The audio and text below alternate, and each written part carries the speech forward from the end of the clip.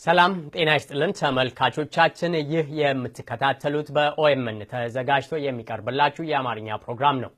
በአገር ቤት ለተነሳው ህዝባዊ ተቃውሞ በውጪ የሚኖሩ ኢትዮጵያውያን በሰልፍ በኢኮኖሚ ታቅቦ የወያኔ አባላትና ደጋፊዎችን በማጋለጥ በማግለል እንዲሁም በዲፕሎማሲ ዘርፍ እገዛቸውን እያደረጉ የዘመቻ ስራ መስራት ያስፈልጋል ብለው ያመኑ በተለያዩ ክፍለ ዓለማት የሚኖሩ ኢትዮጵያውያን ለወገን ጥሪ ከወገን ምላሽ ዘመቻ በሚል ስያሜ ስር እንቅስቃሴ እያደረጉ ይገኛሉ። የታቅቦ ኮሚቴው የዚህ ዘመቻ አካል ሲሆን ዋና ተግባራቱም በታቅቦ ዙሪያ መረጃ መሰብሰብና መተንተን፣ ባለሙያዎችን ማሰባሰብ፣ በመደበኛና ማህበራዊ ሚዲያዎች ለህዝቡ መረጃ መስጠትና የታቅቦ ጥሪ ማድረግ እንዲሁም የታቅቦ እርምጃው በተቋማት በማህበረሰብ መሪዎችና በታዋቂ ግለሰቦች ድጋፍ እንዲያገኝ ማድረግ ነው። በውጪ ያለው ማህበረሰብ በሁሉም የወያኔ ጥቅሞች ላይ ታቅቦ እንዲያደርግ ኮሚቴው ቢያበረታታም ትኩረት አድርጎ የሚንቀሳቀሰው ግን በሐዋላ ወይንም ረሚተንስ ዙሪያ ነው። ምክንያቱም ሐዋላ ወይንም ረሚተንስ ዋነኛው የሥርዓቱ የውጪ ምንዛሬ ምንጭ በመሆኑ በደንብ ከተሰራበትና ህብረተሰቡ ለተወሰነ ጊዜም ቢሆን ቁርጠኝነት ካሳየ የሐዋላ መቀነስ ህይወትን በሚገባ ደረጃ ሊጎዳ ይችላል ብለው ኮሚቴው ያምናል። ዛሬ የዚህ ለወገን ጥሪ ከወገን ምላሽ ዘመቻ ታቅቦ ኮሚቴ አስተባባሪ ከሆኑት ውስጥ ሁለት ግለሰቦችን ከዋሽንግተን ዲሲ ጋብዘን በስልክ መስመራችን ላይ ይገኛሉ። ሁለቱም እንግዶቼ የፋይናንስና አካውንቲንግ ባለሙያ ናቸው። አቶ ፋሲካ ጌታነህና አቶ ተጓዘ ብርሃኑ ይባላሉ። ጥያቄን ከአቶ ፋሲካ ልጀምር።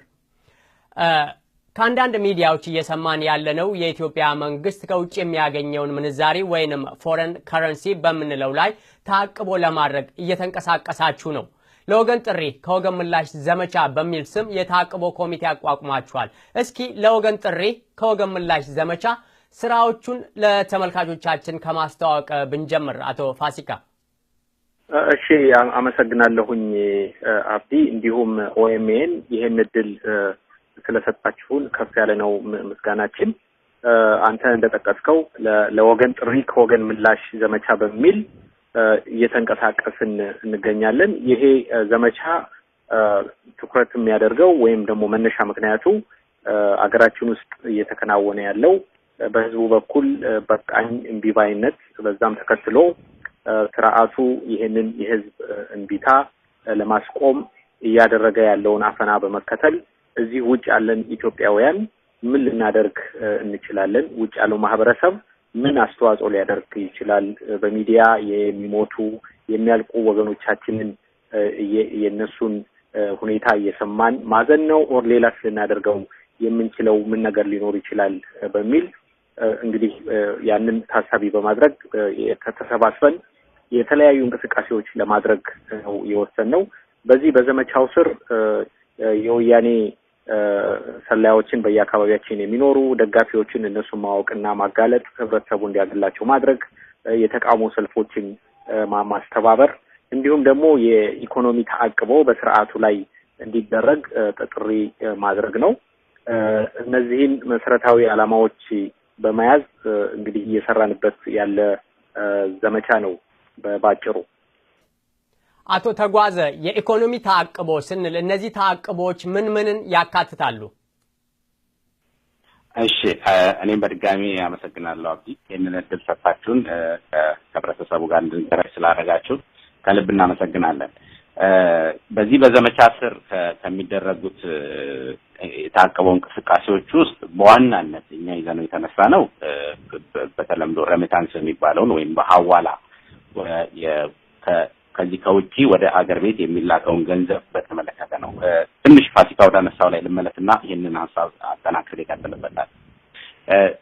ተሰባስበን የታቀበው ኮሚቴውን ስናቋቁም ሰፊ ጊዜ የወሰደ ጥናት አድርገን ወያኔን የትኛው አይነት የታቀበው እንቅስቃሴው ላይ ብናተኩር ልንገዳደረው የምንችል ወይም ደግሞ አቅሙን ልንፈትን የምንችለው በየትኛው ዘርፍ ነው ብለን አስበንበት ጥናቶች አድርገን የወሰንነው ነው።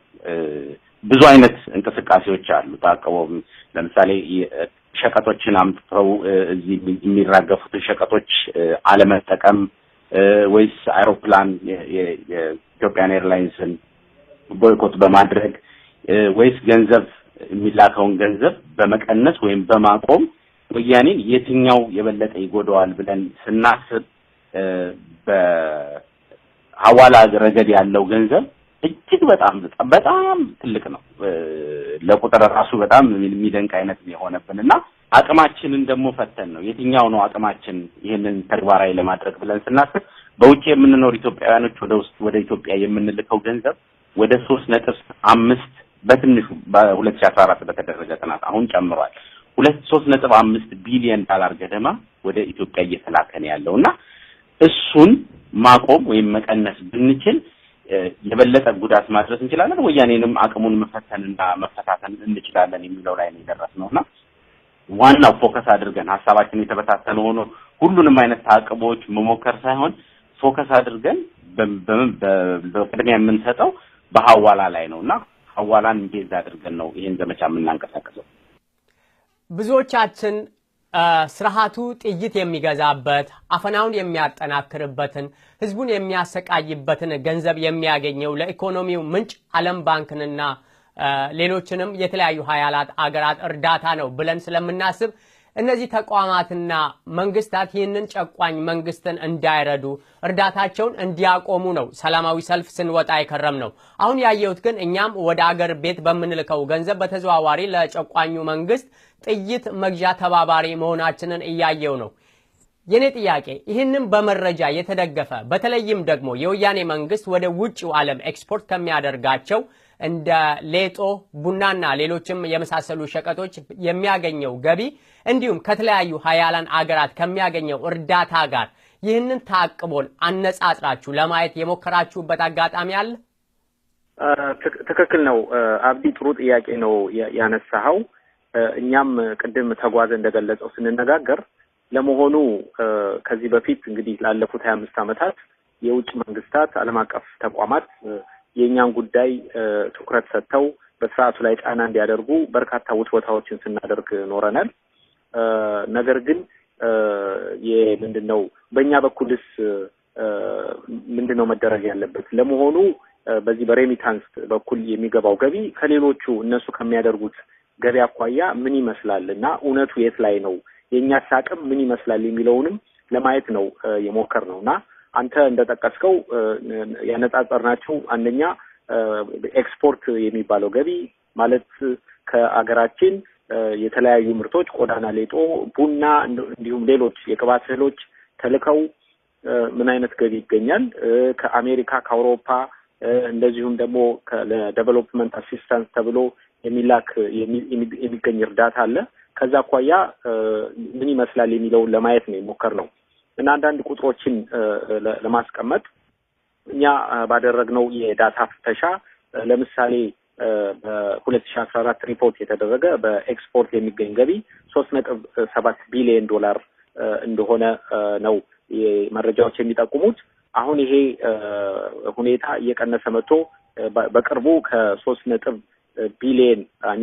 ቢሊዮን በታች እንደሆነ የዓለም ባንክ ሪፖርትም የተለያዩ ሪፖርቶችን ይጠቁማሉ የዚህ የኤክስፖርት ገቢ።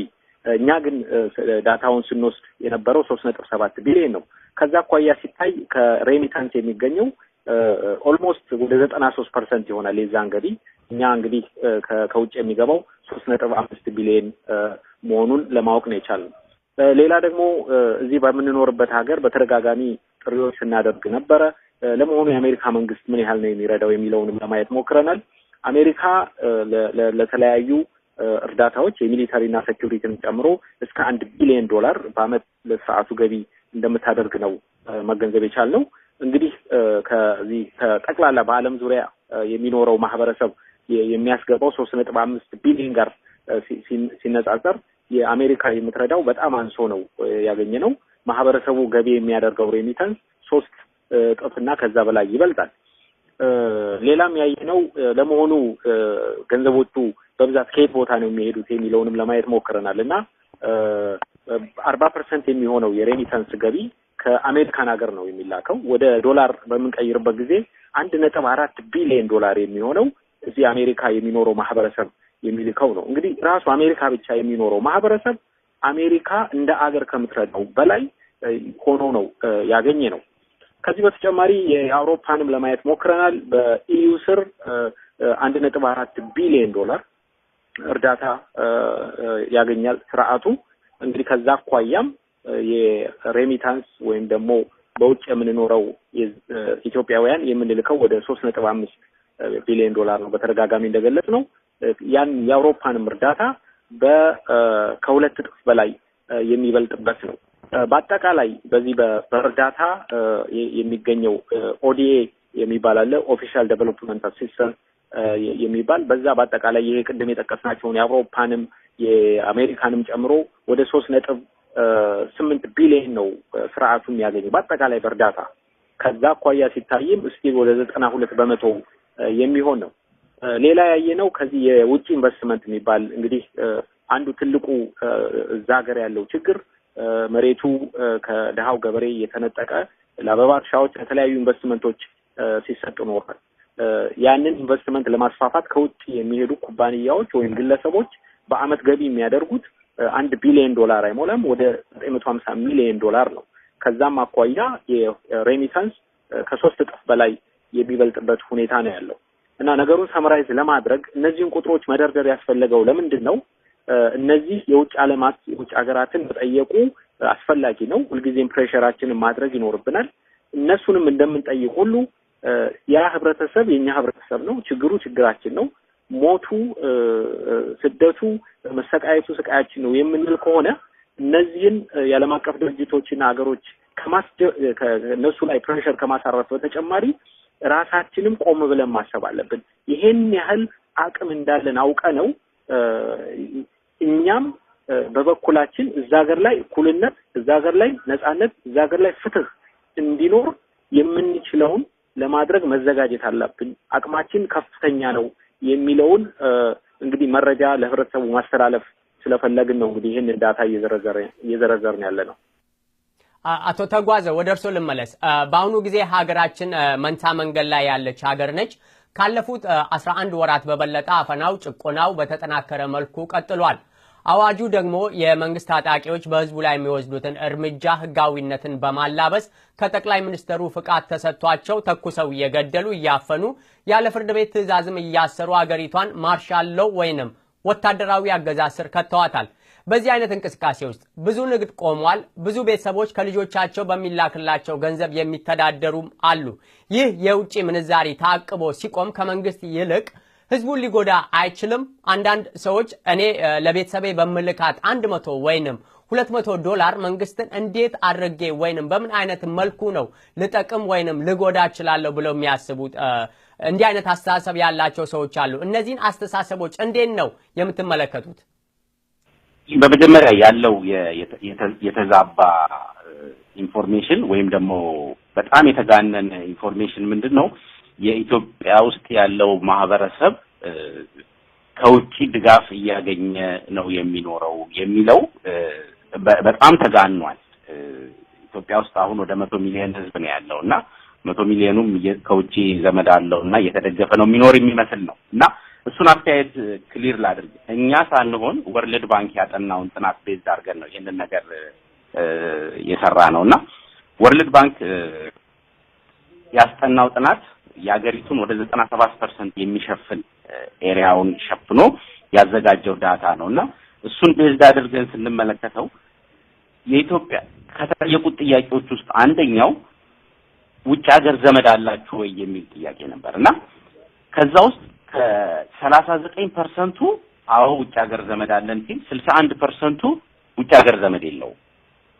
አሁን 39%ን እንውሰድ። 39%ን ወስደን ወደ ታች እየተነሰን ነው ብንሄድ ከ39% ውስጥ ምን ያህሉ ገንዘብ ለዘመዶቻቸው ይልካሉ ብለን ብንጠይቅ 14% ፍሪኩዌንትሊ ይላል ጥናቱ።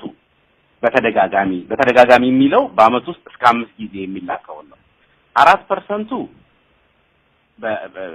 አልፎ የሚላክ ለበዓል ለምን እንደምንልከው አይነት ነው እና 21% ኢቭን ከ39% ውጭ ሀገር ዘመድ ካለው ውስጥ 21% እንደዛ አይነት ግንኙነት የለም ገንዘብ የመላክና ያለመላክ ቤተሰቡ ጋር እና የጥናቱ መደምደሚያ ምን ይሆናል 18% ኢቭን ኢንፍሪኩዌንትሊ የሚለውንም ብንደምረው 18% ብቻ ነው ከውጭ ሀገር ድጋፍ ያገኘ የሚኖረው ስለዚህ እኛ የምናወራውን ስለ 100 ሚሊዮን ህዝብ ከሆነና አሁን የመጣውን ችግርና ፈተና እኩል አድርገን ብንመለከተው 18% ብቻ ከውጭ ሀገር ድጋፍ ያገኛል እንጂ ጠቅላላ የኢትዮጵያ ህዝብ ከውጭ እየተደገፈ እንደሚኖር ተብሎ የሚታሰበው ሐሳብ በራሱ ስህተት ነው ሌላኛው ጥያቄ እኔ የምልካት $100 ነች አዎ እያንዳንዳችን ከውጭ ያለን ሰዎች የምንልካት 100 200 እየተደመረች ነው ወደ 3.5 ቢሊዮን የደረሰው ስለዚህ ይሄኛው ነገር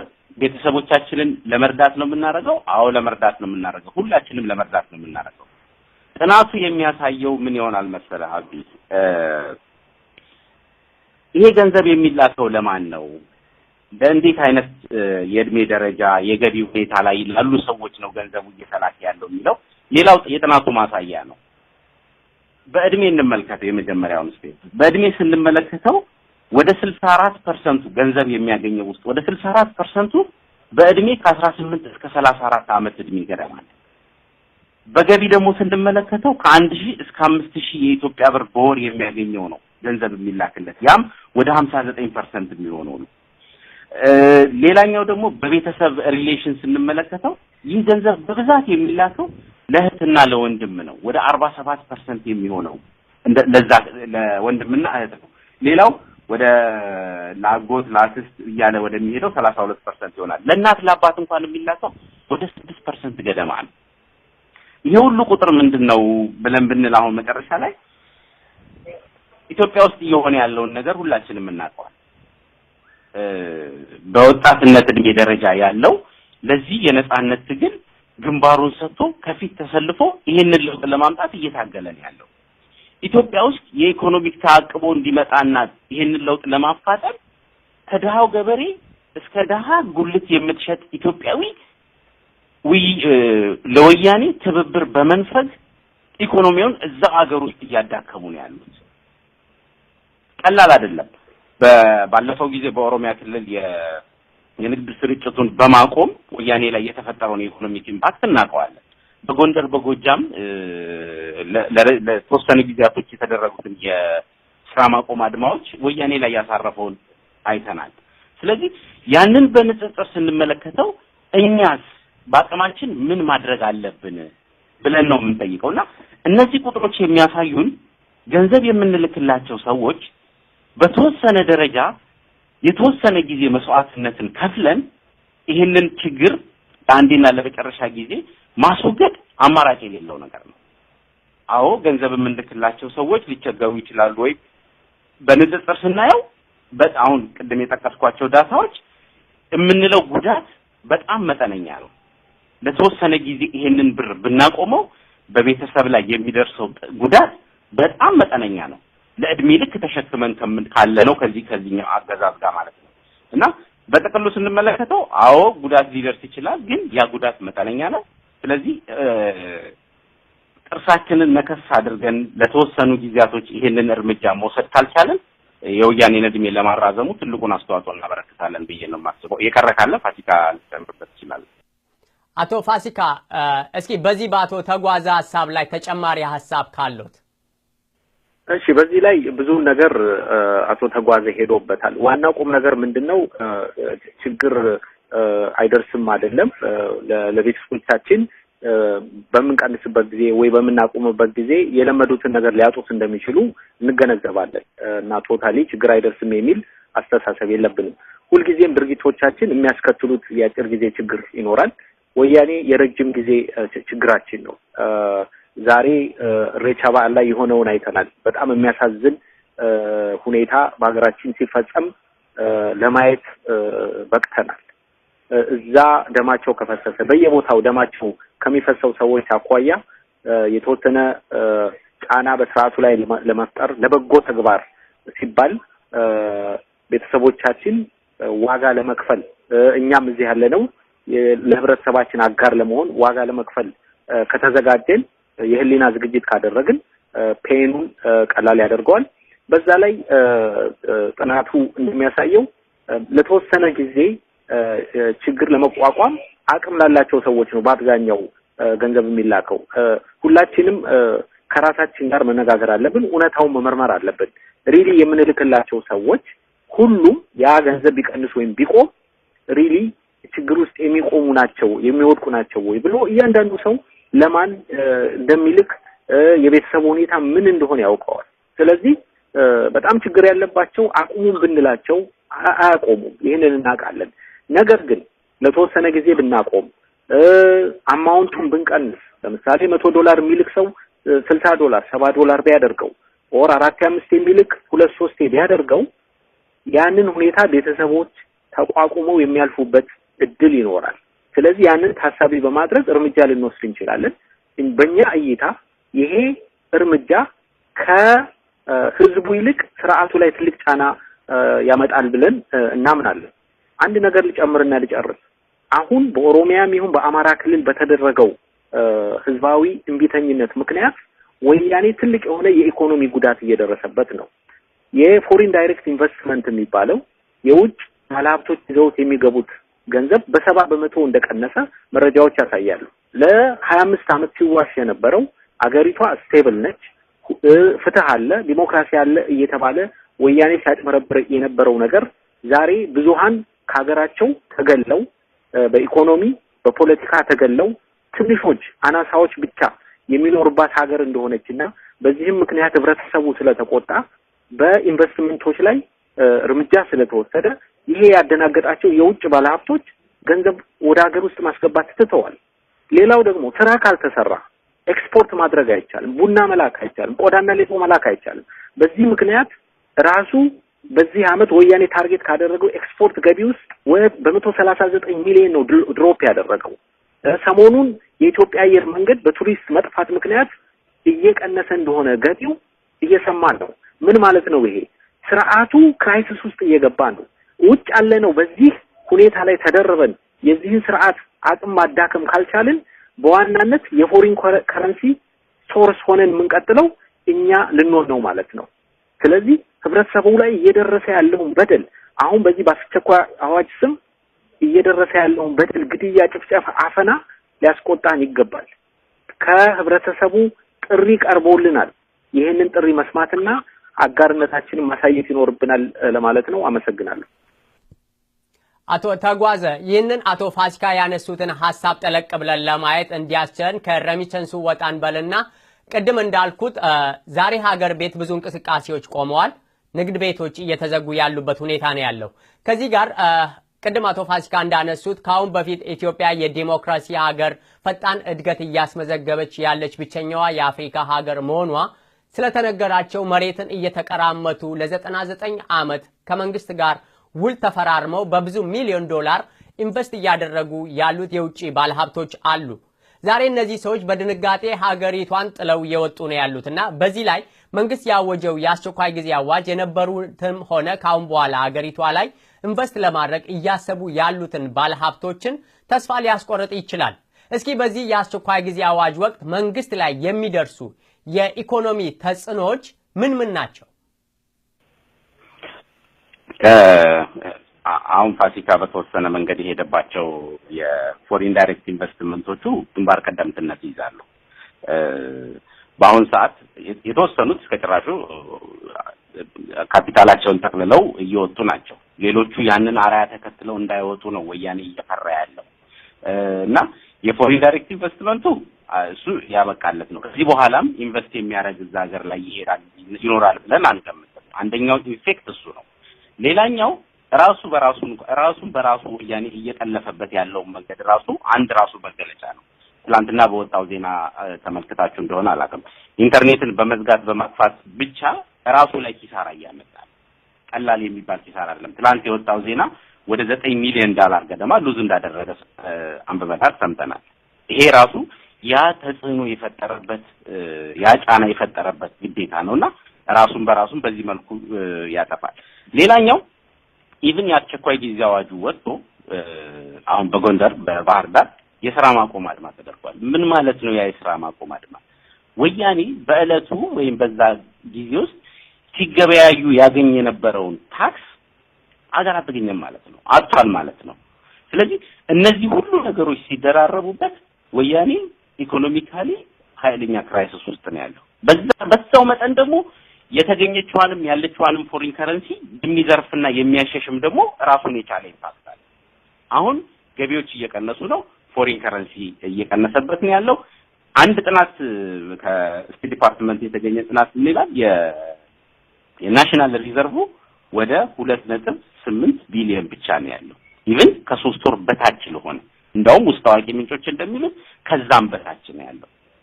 ናሽናል ሪዘርቭ በዛን ያህል ከደከመ አሁን የምንላቸው ገቢዎች እየቀነሱ ካሉ የመጨረሻው አማራጩ ወያኔ እኛ ብቻ ነን። እኛ የምንልከው ገንዘብ፣ እኛ የምንልከው ዶላር፣ እኛ የምንልከው ዩሮ ብቻ ነው መሰረታዊ ገቢው የሚሆነው ማለት ነው።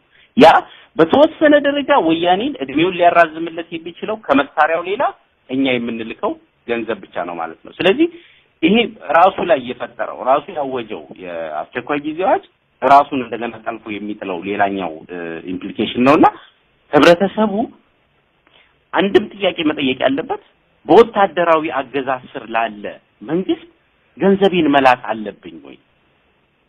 ምንስ ሊያደርግበት ነው? ወታደራዊ መንግስት ገንዘብ ዶላር ሲያገኝ ነው ሊያፍንበት፣ ሊገልበት፣ ሊያስርበት? ስለዚህ የነጻነት ድምጽ የምንላቸውን ሬዲዮ ቲቪዎችን እንኳን ማፈኛ የሚሆነውን ዶላር የሚያገኘው ከኛ ነው። በጥቅሉ እሱ ጨክኖ መንገዶቹን ሁሉ ዘጋግቶ ዓለም በማያየው ሁኔታ ወገኖቻችንን ሊገድል የ6 ወር አዋጅ አውጥቶ ወስኖ ሲንቀሳቀስ እኛ ምን እየሰራን ያለነው? እርምጃውን ከወሰደ በኋላ ሰልፍ መውጣት ነው። እርምጃውን ከወሰደ በኋላ ማልቀስ ነው። እርምጃውን ከወሰደ በኋላ ፌስቡክ ላይ እያየን ማዘን ነው። ስለዚህ እኛም ከ6 ወርም በላይ ብንችል ከ6 ወርም በላይ ይሄንን መንግስት ገቢ እንዳያገኝ ወይም ደግሞ እንዲቀንስበት ማድረግ ከቻለን እንደ መንግስት ፋንክሽን እንዳያረግ ማድረግ እንችላለንና ይሄ አስቸኳይ ጊዜ አዋጁ እኛም ላይ እንደታወጀ አድርገን ሊገባን ይገባል ነው አመሰግናለሁ። አቶ ፋሲካ፣ ሌላው ከዚህ ጋር ተያይዘው እነዚህ የውጭ ባለ ሀብቶች ይህንን የኢንቨስትመንት ውልን ሲፈራረሙ ነገሮች በውሉ መሰረት ካልሄዱ የሚቀጣ አካል ሊኖር ይችላል። እነዚህ ባለ ሀብቶች ሲጀመር ዋስትና ተሰጥቷቸው ነው የሚመጡት ወደ ሀገር ቤትና መንግስት በዚህ በኩል ለተጨማሪ ወጪ ወይንም ኢኮኖሚ ጉዳት አይጋለጥም? እንደሱ ቢያስ አስባለሁ። እንግዲህ ምንድነው በእርግጠኝነት መናገር የማይቻለው ወያኔ እንደሚታወቀው በጣም ሚስጥራዊና ትራንስፓረንት ያልሆነ ድርጅት ነው። በአጠቃላይ ስምምነቶቹ የኢትዮጵያ መንግስት ግዴታ ውስጥ ያስገቡ ይሆናሉ ተብሎ ይገመታል። ነገር ግን በምን አይነት መልኩ በዲቴል ስምምነት አላቸው? የዚህ አይነት ሁኔታዎች ሀገሪቱ ውስጥ ሲፈጠሩ ስምምነቱ እንዴት ያስተናግድ ይችላል? የዛን አይነት ዲቴይሉ መታወቅ አለበት።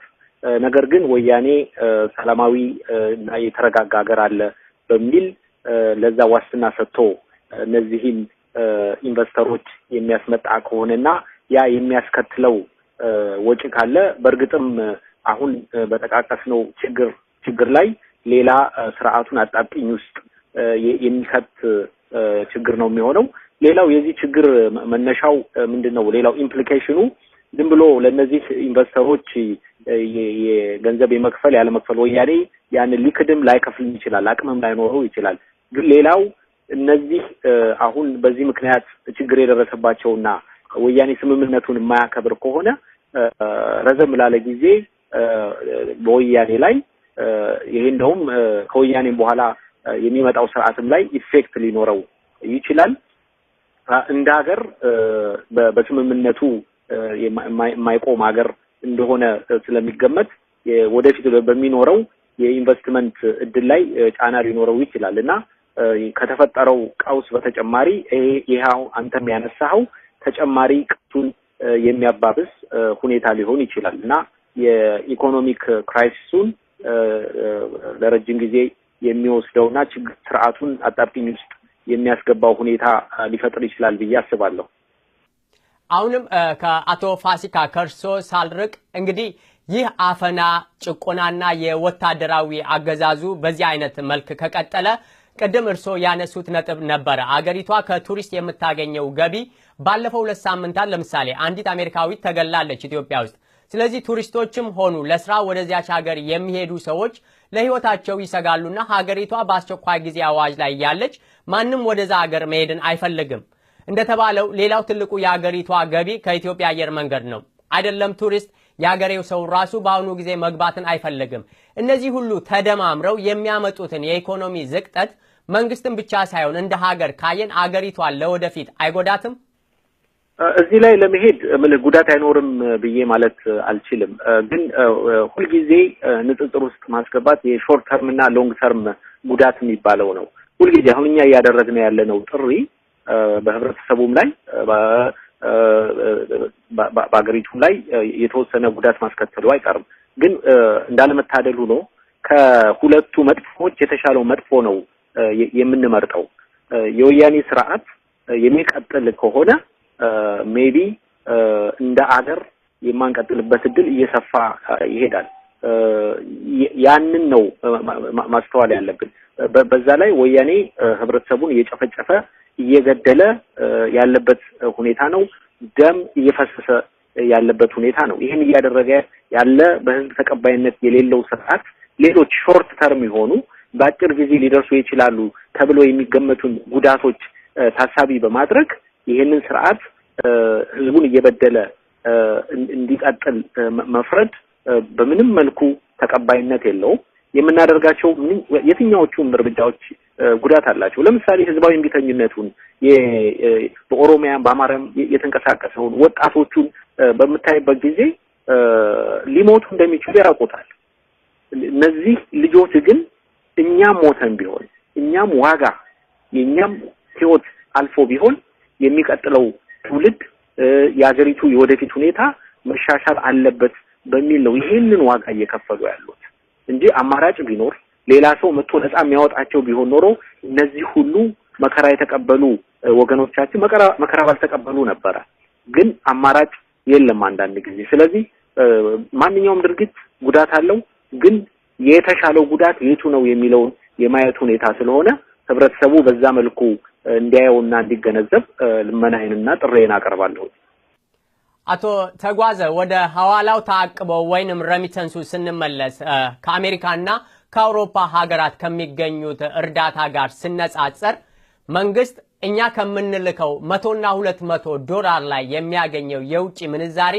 እንደሚበልጥ አይተናል እስኪ እናንተ ይህንን የታቅቦ ኮሚቴን አቋቁማችሁ መንቀሳቀስ ከጀመራችሁ በኋላ ከህዝቡ ያገኛችሁት ምላሽ ምን ይመስላል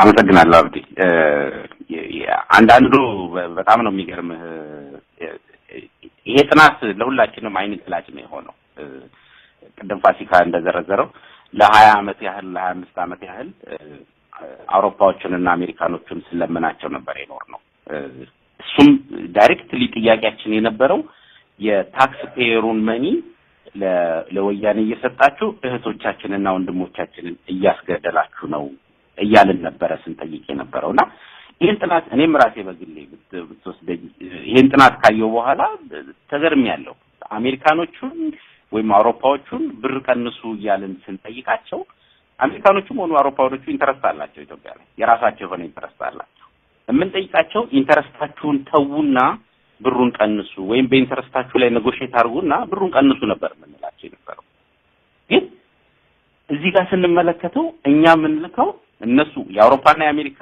ሲደመር ወደ 2.4 ቢሊዮን ነው እኛ የምንልከው 3.5 ቢሊዮን ነው ስለዚህ ማን ነው ኢንተረስቱን ትቶ ለወገኑ መጮህ ያለበት ማቆም ያለበት የትኛው ነው ማን ነው ወገንተኝነቱን ማሳየት ያለበት አሜሪካኖቹ ናቸው ለኢትዮጵያ ህዝብ ወገንተኛ ወይስ ኢትዮጵያዊ ነው ለኢትዮጵያዊ ወገንተኛ የሚለው ጥያቄ የብዙውን ስሜት ኮርኩሯል እና እውነትም ይሄው ሰልፋችንና ጩኸታችን ከንቱ ነበር ወይ የሚሉትን ምላሾች በብዛት እያገኘን ነው ይሄንን ስራ እየሰራን ያለ ነው በዓለም አቀፍ ደረጃ ነው ዘመቻው በዓለም አቀፍ ደረጃ እንዲተባበር ነው እየፈለግን ያለ ነውና የመጀመሪያው ስራችን አዌርነስ መፍጠር ነው ልክ ለኔ አይኔ እንደገለጠልኝ ሁሉ ይሄ ጥናት አውሮፓና አሜሪካንን ከመለምን የገዛ ህዝቤን ለምኜ እንዲቀንስ ወይም እንዲቆም ባደርግ የተሻለ ውጤት አመጣለሁ ወይ የሚለውን ጥያቄ እየጠየቅን እኛም እየመለስን ከህብረተሰቡ ጋር እየተወያየን ነው። በሎካል ሚዲያዎች፣ በዌብሳይቶች፣ በፓልቶኮች እንዲሁም አሁን እናንተ ጋር ደርሰናል። ሌሎችም ጋር እንደዚሁ እየደረስን ነው። አዌርነሱን መፍጠር ላይ ነበር ትልቅ ችግር የነበረው። መጀመሪያ ላይ ያነሳውልህ አይነት አንተ አንስተህልኝ የመለስኩት ጥያቄዎች የተዛቡ ኢንፎርሜሽኖች ወይም በጣም የተጋነኑ እውነቶች ይሄንን ነገር ጋርደውብን ነበርና ብዙዎቹ ምላሻቸው በጣም የሚገርም ነው። አላወቅንም ነበር፣ አልተረዳንም ነበር። ግን አሁን ካወቅን በኋላ ግን እንቅስቃሴውን በፍጥነት እንዳውም ከምንጠብቀው በላይ በፍጥነት እየሄደብን ነውና ህብረተሰቡ ጥሩ ግንዛቤ እየፈጠረ ነው። ዋንስ ግንዛቤውን ፈጥረን ከጨረስን በኋላ ግን ቀጥታ ከዚህ ጊዜ እስከዚህ ጊዜ የሚለውን ዘመቻ እናሳውቃለን ወይም በጋራ ጥሪውን እናቀርባለን ነውና ምላሹ በጣም ጥሩ ነው።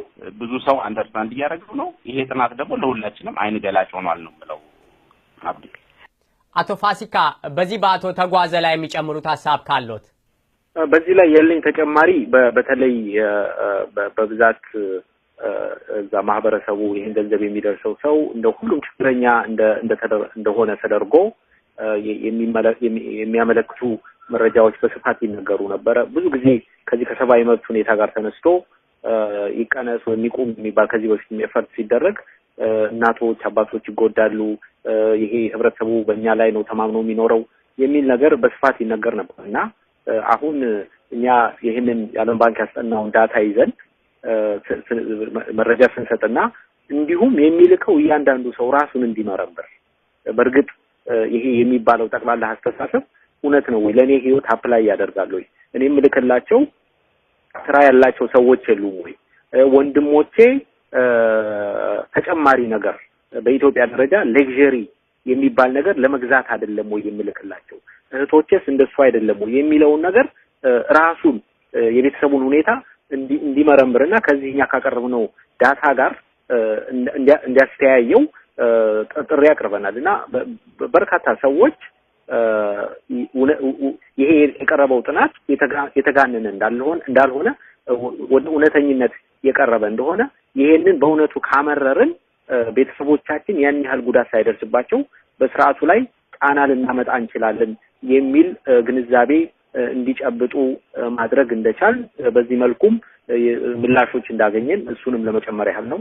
ጨርሻለሁ። አመሰግናለሁ። አቶ ተጓዘ ወደ እርሶ ልመለስ። እንግዲህ አገር ቤት ቀጥታ በሳተላይት የሚከታተሉን በውጪውም ዓለም የሚኖሩት ኢትዮጵያውያን ደግሞ በማህበራዊ ሚዲያ ፌስቡክ በቀጥታ ይከታተሉናልና ለነዚህ ተመልካቾች የሚያስተላልፉት መልእክት ካሎት? አመሰግናለሁ አብዲ።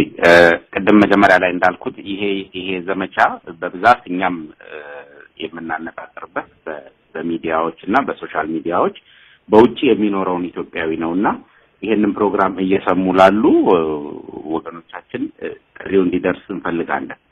እናንተም ይሄ ዘመቻ በነገራችን ላይ በአንድ ጊዜ ተነግሮ ብቻ ተግባራዊ የሚሆን ስላልሆነ በድጋሚ የሚዲያውን እድል እንደምናገኝ ተስፋ አደርጋለሁ። የእናንተን ኦዲየንስ መድረስ የምንችልበትን መንገድ ሁሉ እኛ ፈቃደኞች ነን። ይሄ ዘመቻ ግቡን እስኪመታ ድረስ ሁሌም እንሰራለንና የሚዲያውን በድጋሚ ማግኘት እድል ካሁኑ አሳስቤ በመጨረሻ ግን በውጪ ለምንኖረው ኢትዮጵያውያኖች የማስተላልፈው መልእክት ቀደም ቁጥሮቹን በሚገባ ዘርዝረናል። እዛ ቃል መለስበትም ግን አንድ ነገር ብቻ ነው ከኛ የሚያስፈልገው። ከመረርን በወያኔ ላይ ኃይል እንዳለን ማወቅ፣ ከጨከንን ወያኔን መቅጣት የሚችል ጉልበት እንዳለን መረዳት፣ ለወገናችን ደመፍሰስ ከምር እንደተቆጣን፣ ዘረኝነት እንዳንገሸገሸን፣ የወገን ጥሪ እንደተሰማን፣ ዘረፋ እንዲበቃ እንደምንፈልግ ይሄን ሁሉ ነገሮች ከተስማማን እጃችን ላይ ከምንም በላይ የሚበልጥ ኃይል አለ። ያንን ኃይል አስተባብረን መጠቀም ብቻ ነው የሚያስፈልገውና አደራ ሁሉንም ይሄን ፕሮግራም እየሰማ ያለ ሰው በማንኛውም ጊዜ ጥያቄ ካለ ምላሾቹን ለመስጠት ዝግጁ ነን። ግን በወያኔ ላይ አምረን እንድንነሳና ትንሽ የምትባለውን አቅማችንን አጠራቅመን ጉልበቱን እንድንፈታተንና እየገደለበት ያለውን መሳሪያ እንዲያጠፍ የምናደርግበት ጉልበታችንን እንድንጠቀምበት አደራ ጭምር ነው ማስተላልፋለሁ። በድጋሚ ለተደረገልን ጥሪ ከልብ ያመሰግናለሁ። አቶ ፋሲካ ወደ እርሶ ልመለስ። እሺ አመሰግናለሁ። እኔ መልእክቴ በሁለት ከፍዬ ነው ማስቀመጥ የምፈልገው። መጀመሪያ በውጭ የምንኖር የማህበረሰቡ አባላት ከራሳችን ጋር እንድንመካከር ልመናዬን አቀርባለሁ። እኛ የዳታውን ለማስቀመጥ ሞክረናል፣ ግን በግለሰብ ደረጃ እያንዳንዳችን ያለንበት ሁኔታ የተለያየ ነው። ስለዚህ የራሳችንን ሁኔታ መርምረን ይሄንን መቀነስ ወይም ማቆም ብናደርግ ቤተሰቦቻችን ላይ ሊደርስ የሚችለውን ሁኔታ ከግንዛቤ ውስጥ አስገብተን ከዛም በተጨማሪ ደግሞ በአሁኑ ወቅት ስርዓቱ የኢትዮጵያን ሕዝብ አፍኖ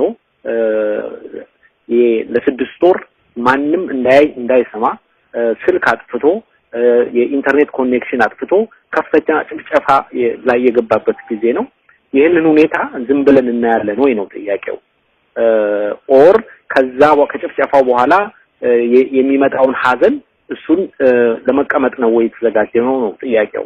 እኛስ ምን ልናደርግ እንችላለን የሚለው ነው ጥያቄውና ሁሉንም ነገር ከግንዛቤ ውስጥ በማስገባት ስርዓቱን በኢኮኖሚ የማዳከም አቅም እንዳለን እሱ በደንብ በቁጥር ደረጃ አስቀምጠናል። ያንን ታሳቢ በማድረግ በወያኔ ላይ ቁርጥ እርምጃ እንድንወስድ ልመናዬን አቀርባለሁ።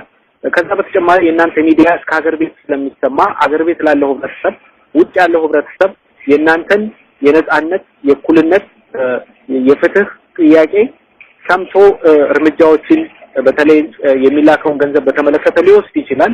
ይሄ በአጭር ጊዜ ጉዳት ሊያስከትል ቢችልም እንደ ሎንግ ተርም በረጅም ጊዜ ግን ከትከሻችሁ ላይ ያለውን ዘረኛ አናሳ ቡድን አሽቀንጥሮ ለመጣል የሚደረግ ጥረት ስለሆነ በዚህ መልኩ አይታችሁት መጠነኛ ችግር እንኳን ቢመጣ ለነጻነት ለእኩልነት የሚከፈል ዋጋ እንደሆነ ያንን ግንዛቤ እንድታደርጉ ጥሬን አቀርባለሁኝ።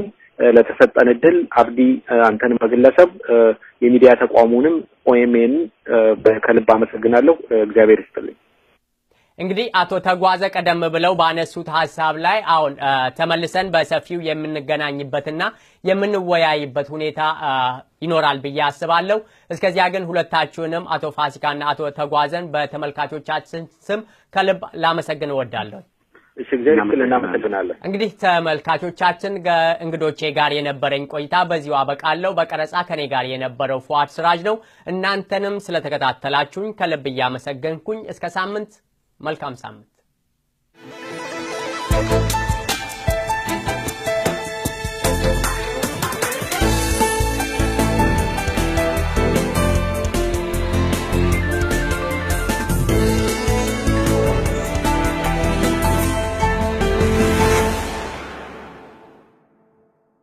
ስርዓቱን አጣብቂኝ ውስጥ የሚከት ችግር ነው የሚሆነው። ሌላው የዚህ ችግር መነሻው ምንድነው? ሌላው ኢምፕሊኬሽኑ ዝም ብሎ ለነዚህ ኢንቨስተሮች የገንዘብ የመክፈል ያለ መክፈል ወያኔ ያንን ሊክድም ላይከፍል ይችላል፣ አቅምም ላይኖረው ይችላል። ግን ሌላው እነዚህ አሁን በዚህ ምክንያት ችግር የደረሰባቸውና ወያኔ ስምምነቱን የማያከብር ከሆነ ረዘም ላለ ጊዜ በወያኔ ላይ ይሄ እንደውም ከወያኔ በኋላ የሚመጣው ስርዓትም ላይ ኢፌክት ሊኖረው ይችላል። እንደ ሀገር በስምምነቱ የማይቆም ሀገር እንደሆነ ስለሚገመት ወደፊት በሚኖረው የኢንቨስትመንት እድል ላይ ጫና ሊኖረው ይችላል እና ከተፈጠረው ቀውስ በተጨማሪ ይሄው አንተም ያነሳው ተጨማሪ ቀውሱን የሚያባብስ ሁኔታ ሊሆን ይችላል እና የኢኮኖሚክ ክራይሲሱን ለረጅም ጊዜ የሚወስደውና ችግር ስርዓቱን አጣብቂኝ ውስጥ የሚያስገባው ሁኔታ ሊፈጥር ይችላል ብዬ አስባለሁ። አሁንም ከአቶ ፋሲካ ከርሶ ሳልርቅ እንግዲህ ይህ አፈና ጭቆናና የወታደራዊ አገዛዙ በዚህ አይነት መልክ ከቀጠለ ቀደም እርሶ ያነሱት ነጥብ ነበረ። አገሪቷ ከቱሪስት የምታገኘው ገቢ ባለፈው 2 ሳምንታት ለምሳሌ አንዲት አሜሪካዊት ተገላለች ኢትዮጵያ ውስጥ። ስለዚህ ቱሪስቶችም ሆኑ ለስራ ወደዚያች ሀገር የሚሄዱ ሰዎች ለህይወታቸው ይሰጋሉና ሀገሪቷ በአስቸኳይ ጊዜ አዋጅ ላይ ያለች ማንም ወደዛ ሀገር መሄድን አይፈልግም። እንደተባለው ሌላው ትልቁ የሀገሪቷ ገቢ ከኢትዮጵያ አየር መንገድ ነው። አይደለም ቱሪስት የሀገሬው ሰው ራሱ በአሁኑ ጊዜ መግባትን አይፈልግም። እነዚህ ሁሉ ተደማምረው የሚያመጡትን የኢኮኖሚ ዝቅጠት መንግስትን ብቻ ሳይሆን እንደ ሀገር ካየን አገሪቷን ለወደፊት አይጎዳትም? እዚህ ላይ ለመሄድ ጉዳት አይኖርም ብዬ ማለት አልችልም። ግን ሁሉ ጊዜ ንጽጽር ውስጥ ማስገባት የሾርት ተርም እና ሎንግ ተርም ጉዳት የሚባለው ነው። ሁሉ ጊዜ አሁን እኛ እያደረግን ያለነው ጥሪ በህብረተሰቡም ላይ በአገሪቱም ላይ የተወሰነ ጉዳት ማስከተሉ አይቀርም። ግን እንዳለመታደሉ ነው ከሁለቱ መጥፎች የተሻለው መጥፎ ነው የምንመርጠው። የወያኔ ስርዓት የሚቀጥል ከሆነ ሜቢ እንደ አገር የማንቀጥልበት እድል እየሰፋ ይሄዳል። ያንን ነው ማስተዋል ያለብን። በዛ ላይ ወያኔ ህብረተሰቡን እየጨፈጨፈ እየገደለ ያለበት ሁኔታ ነው። ደም እየፈሰሰ ያለበት ሁኔታ ነው። ይህን እያደረገ ያለ በህዝብ ተቀባይነት የሌለው ስርዓት ሌሎች ሾርት ተርም የሆኑ በአጭር ጊዜ ሊደርሱ ይችላሉ ተብሎ የሚገመቱን ጉዳቶች ታሳቢ በማድረግ ይህንን ስርዓት ህዝቡን እየበደለ እንዲቀጥል መፍረድ በምንም መልኩ ተቀባይነት የለውም።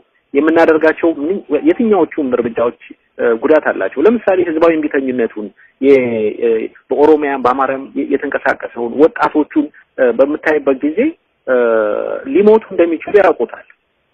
እነዚህ ልጆች ግን እኛም ሞተን ቢሆን እኛም ዋጋ የኛም ህይወት አልፎ ቢሆን የሚቀጥለው ትውልድ የሀገሪቱ የወደፊት ሁኔታ መሻሻል አለበት በሚል ነው ይሄንን ዋጋ እየከፈሉ ያሉት እንጂ አማራጭ ቢኖር ሌላ ሰው መጥቶ ነፃ የሚያወጣቸው ቢሆን ኖሮ እነዚህ ሁሉ መከራ የተቀበሉ ወገኖቻችን መከራ ባልተቀበሉ ነበር።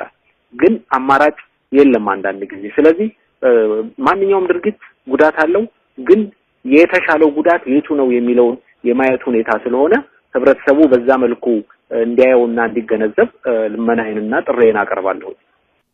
አቶ ተጓዘ ወደ ሐዋላው ታቅበው ወይንም ረሚተንሱ ስንመለስ ከአሜሪካና ከአውሮፓ ሀገራት ከሚገኙት እርዳታ ጋር ሲነጻጸር መንግስት እኛ ከምንልከው 100 እና 200 ዶላር ላይ የሚያገኘው የውጭ ምንዛሪ እንደሚበልጥ አይተናል።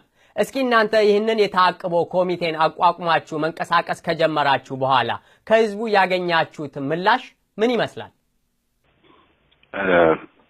አመሰግናለሁ አብዲ። አንዳንዱ በጣም ነው የሚገርምህ። ይሄ ጥናት ለሁላችንም አይን ገላጭ ነው የሆነው። ቅድም ፋሲካ እንደዘረዘረው ለ20 አመት ያህል ለ25 አመት ያህል አውሮፓዎችንና አሜሪካኖችን ስለምናቸው ነበር የኖር ነው። እሱም ዳይሬክትሊ ጥያቄያችን የነበረው የታክስ ፔየሩን መኒ ለወያኔ እየሰጣችሁ እህቶቻችንና ወንድሞቻችንን እያስገደላችሁ ነው እያልን ነበረ ስንጠይቅ የነበረውና ይሄን ጥናት እኔም ራሴ በግሌ ብትወስደኝ ይሄን ጥናት ካየው በኋላ ተገርሚያለሁ።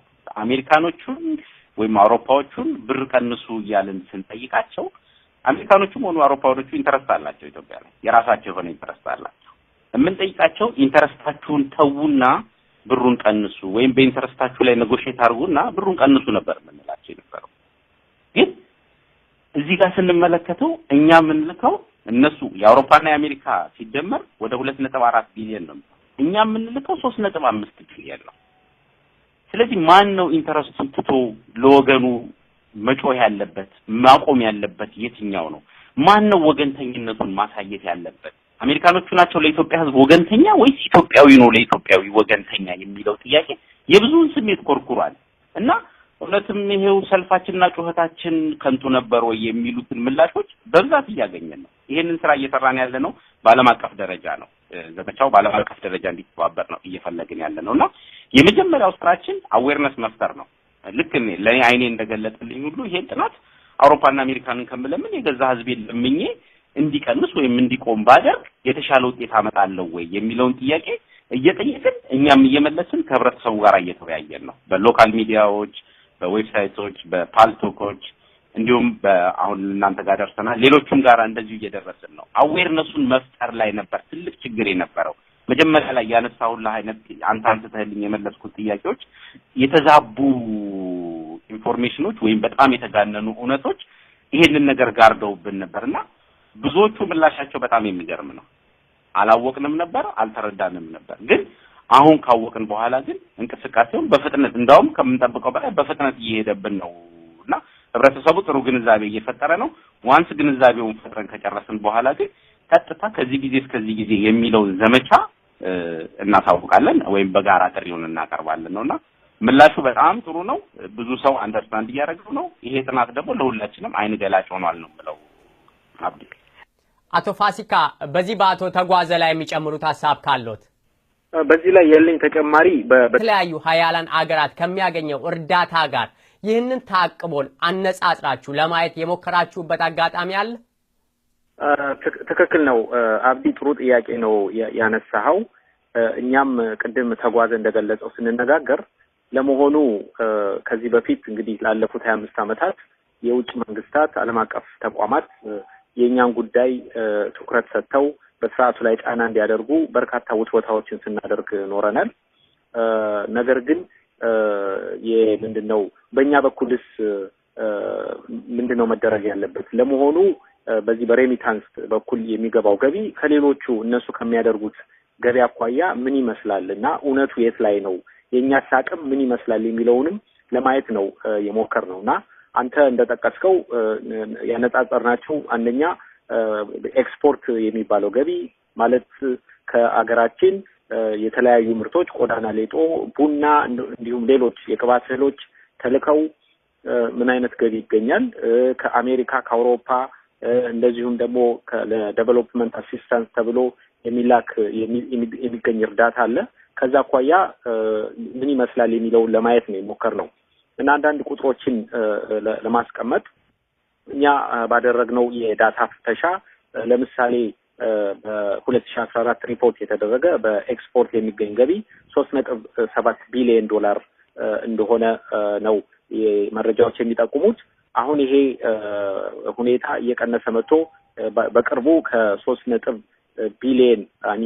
ቢሊዮን በታች እንደሆነ የዓለም ባንክ ሪፖርትም የተለያዩ ሪፖርቶችን ይጠቁማሉ የዚህ የኤክስፖርት ገቢ።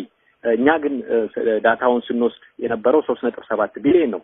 ከዛ አኳያ ሲታይ ከሬሚታንስ የሚገኘው ኦልሞስት ወደ 93% ይሆናል የዛን ገቢ። እኛ እንግዲህ ከውጭ የሚገባው 3.5 ቢሊዮን መሆኑን ለማወቅ ነው የቻልነው። ሌላ ደግሞ እዚህ በምንኖርበት ሀገር በተደጋጋሚ ጥሪዎች ስናደርግ ነበረ። ለመሆኑ የአሜሪካ መንግስት ምን ያህል ነው የሚረዳው የሚለውንም ለማየት ሞክረናል። አሜሪካ ለተለያዩ እርዳታዎች የሚሊታሪና ሴኩሪቲን ጨምሮ እስከ 1 ቢሊዮን ዶላር በአመት ለስርዓቱ ገቢ እንደምታደርግ ነው መገንዘብ የቻልነው። እንግዲህ ከዚህ ከጠቅላላ በአለም ዙሪያ የሚኖረው ማህበረሰብ የሚያስገባው 3.5 ቢሊዮን ጋር ሲነጻጸር የአሜሪካ የምትረዳው በጣም አንሶ ነው ያገኘነው። ማህበረሰቡ ገቢ የሚያደርገው ሬሚታንስ 3 እጥፍና ከዛ በላይ ይበልጣል። ሌላም ያየነው ለመሆኑ ገንዘቦቹ በብዛት ከየት ቦታ ነው የሚሄዱት የሚለውንም ለማየት ሞክረናልና 40% የሚሆነው የሬሚታንስ ገቢ ከአሜሪካን ሀገር ነው የሚላከው። ወደ ዶላር በምንቀይርበት ጊዜ 1.4 ቢሊዮን ዶላር የሚሆነው እዚህ አሜሪካ የሚኖረው ማህበረሰብ የሚልከው ነው። እንግዲህ ራሱ አሜሪካ ብቻ የሚኖረው ማህበረሰብ አሜሪካ እንደ አገር ከምትረዳው በላይ ሆኖ ነው ያገኘ ነው። ከዚህ በተጨማሪ የአውሮፓንም ለማየት ሞክረናል። በኢዩ ስር 1.4 ቢሊዮን ዶላር እርዳታ ያገኛል ስርዓቱ። እንግዲህ ከዛ አኳያም የሬሚታንስ ወይም ደግሞ በውጭ የምንኖረው ኢትዮጵያውያን የምንልከው ወደ 3.5 ቢሊዮን ዶላር ነው። በተደጋጋሚ እንደገለጽ ነው ያን የአውሮፓንም እርዳታ ከሁለት እጥፍ በላይ የሚበልጥበት ነው። በአጠቃላይ በዚህ በእርዳታ የሚገኘው ኦዲኤ የሚባል አለ፣ ኦፊሻል ዴቨሎፕመንት አሲስታንስ የሚባል በዛ በአጠቃላይ ይሄ ቅድም የጠቀስናቸውን የአውሮፓንም የአሜሪካንም ጨምሮ ወደ 3.8 ቢሊዮን ነው ስርዓቱ የሚያገኘው በአጠቃላይ በእርዳታ። ከዛ አኳያ ሲታይም እስቲል ወደ 92% የሚሆን ነው። ሌላ ያየነው ከዚህ የውጭ ኢንቨስትመንት የሚባል እንግዲህ አንዱ ትልቁ እዛ ሀገር ያለው ችግር መሬቱ ከደሃው ገበሬ የተነጠቀ ለአበባ እርሻዎች ለተለያዩ ኢንቨስትመንቶች ሲሰጡ ኖሯል። ያንን ኢንቨስትመንት ለማስፋፋት ከውጭ የሚሄዱ ኩባንያዎች ወይም ግለሰቦች በአመት ገቢ የሚያደርጉት 1 ቢሊዮን ዶላር አይሞላም፣ ወደ 950 ሚሊዮን ዶላር ነው። ከዛም አኳያ የሬሚታንስ ከ3 እጥፍ በላይ የሚበልጥበት ሁኔታ ነው ያለው እና ነገሩን ሰመራይዝ ለማድረግ እነዚህን ቁጥሮች መደርደር ያስፈልገው ለምንድን ነው? እነዚህ የውጭ ዓለማት የውጭ ሀገራትን መጠየቁ አስፈላጊ ነው። ሁልጊዜም ፕሬሸራችንን ማድረግ ይኖርብናል። እነሱንም እንደምንጠይቅ ሁሉ ያ ህብረተሰብ የኛ ህብረተሰብ ነው ችግሩ ችግራችን ነው ሞቱ ስደቱ መሰቃየቱ ስቃያችን ነው የምንል ከሆነ እነዚህን የዓለም አቀፍ ድርጅቶችና ሀገሮች ከነሱ ላይ ፕሬሸር ከማሳረፍ በተጨማሪ ራሳችንም ቆም ብለን ማሰብ አለብን ይሄን ያህል አቅም እንዳለን አውቀነው እኛም በበኩላችን እዛ ሀገር ላይ እኩልነት እዛ ሀገር ላይ ነጻነት እዛ ሀገር ላይ ፍትህ እንዲኖር የምንችለውን ለማድረግ መዘጋጀት አለብን አቅማችን ከፍተኛ ነው የሚለውን እንግዲህ መረጃ ለህብረተሰቡ ማስተላለፍ ስለፈለግን ነው እንግዲህ ይሄን ዳታ እየዘረዘርን ያለነው አቶ ተጓዘ ወደ እርሶ ልመለስ በአሁኑ ጊዜ ሀገራችን መንታ መንገድ ላይ ያለች ሀገር ነች ካለፉት 11 ወራት በበለጠ አፈናው ጭቆናው በተጠናከረ መልኩ ቀጥሏል አዋጁ ደግሞ የመንግስት ታጣቂዎች በህዝቡ ላይ የሚወስዱትን እርምጃ ህጋዊነትን በማላበስ ከጠቅላይ ሚኒስትሩ ፍቃድ ተሰጥቷቸው ተኩሰው እየገደሉ እያፈኑ ያለ ፍርድ ቤት ትዕዛዝም እያሰሩ አገሪቷን ማርሻል ሎው ወይንም ወታደራዊ አገዛዝ ስር ከተዋታል በዚህ አይነት እንቅስቃሴ ውስጥ ብዙ ንግድ ቆሟል ብዙ ቤተሰቦች ከልጆቻቸው በሚላክላቸው ገንዘብ የሚተዳደሩም አሉ ይህ የውጪ ምንዛሪ ታቅቦ ሲቆም ከመንግስት ይልቅ ህዝቡን ሊጎዳ አይችልም አንዳንድ ሰዎች እኔ ለቤተሰቤ በመልካት 100 ወይንም $200 መንግስትን እንዴት አድርጌ ወይንም በምን አይነት መልኩ ነው ልጠቅም ወይንም ልጎዳ ይችላል ብለው የሚያስቡት እንዲህ አይነት አስተሳሰብ ያላቸው ሰዎች አሉ እነዚህን አስተሳሰቦች እንዴት ነው የምትመለከቱት በመጀመሪያ ያለው የተዛባ ኢንፎርሜሽን ወይም ደግሞ በጣም የተጋነነ ኢንፎርሜሽን ምንድነው የኢትዮጵያ ውስጥ ያለው ማህበረሰብ ከውጪ ድጋፍ እያገኘ ነው የሚኖረው የሚለው በጣም ተጋኗል ኢትዮጵያ ውስጥ አሁን ወደ 100 ሚሊዮን ህዝብ ነው ያለውና 100 ሚሊዮኑም ከውጪ ዘመድ አለውና እየተደገፈ ነው የሚኖር የሚመስል ነውና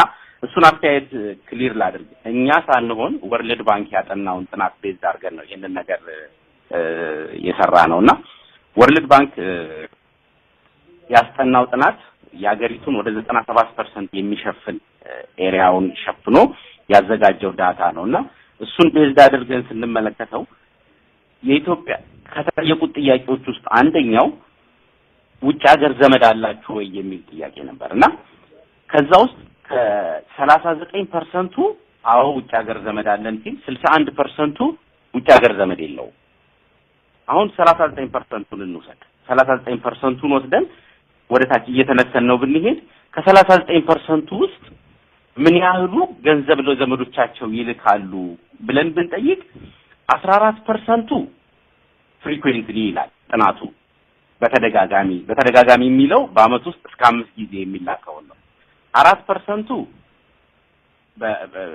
አልፎ የሚላክ ለበዓል ለምን እንደምንልከው አይነት ነው እና 21% ኢቭን ከ39% ውጭ ሀገር ዘመድ ካለው ውስጥ 21% እንደዛ አይነት ግንኙነት የለም ገንዘብ የመላክና ያለመላክ ቤተሰቡ ጋር እና የጥናቱ መደምደሚያ ምን ይሆናል 18% ኢቭን ኢንፍሪኩዌንትሊ የሚለውንም ብንደምረው 18% ብቻ ነው ከውጭ ሀገር ድጋፍ ያገኘ የሚኖረው ስለዚህ እኛ የምናወራውን ስለ 100 ሚሊዮን ህዝብ ከሆነና አሁን የመጣውን ችግርና ፈተና እኩል አድርገን ብንመለከተው 18% ብቻ ከውጭ ሀገር ድጋፍ ያገኛል እንጂ ጠቅላላ የኢትዮጵያ ህዝብ ከውጭ እየተደገፈ እንደሚኖር ተብሎ የሚታሰበው ሐሳብ በራሱ ስህተት ነው ሌላኛው ጥያቄ እኔ የምልካት $100 ነች አዎ እያንዳንዳችን ከውጭ ያለን ሰዎች የምንልካት 100 200 እየተደመረች ነው ወደ 3.5 ቢሊዮን የደረሰው ስለዚህ ይሄኛው ነገር